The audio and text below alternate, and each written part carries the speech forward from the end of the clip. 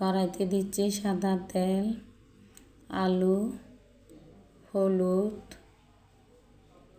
লবণ, পেঁয়াজ, কাঁচামরিচ একসাথে ভালো করে ভেজে নিব।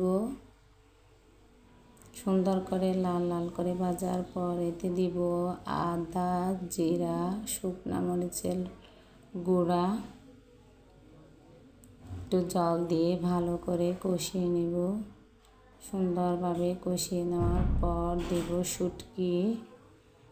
শুটকিগুলো একটু নেড়ে দিয়ে ভালোভাবে কষা শেষ হলে এতে অ্যাড করব আমি টক টক ঝাল ঝাল হওয়ার জন্য আমড়াগুলো দেওয়ার পর একটু নেড়ে চেড়ে দিয়ে সুন্দরভাবে কষিয়ে নেব। কষা শেষ হলে এতে অ্যাড করব জল, বেশি জল দিব না, অল্প, এগুলো মাখা মাখা হবে। তারপর দিব ধনে পাতা দেওয়া শেষ হলেই রেডি হয়ে যাবে আমার শুটকি আমড়ার চচ্চড়ি। সবাই বাসায় ট্রাই করবেন, অনেক ভালো লাগবে। ধন্যবাদ সবাইকে।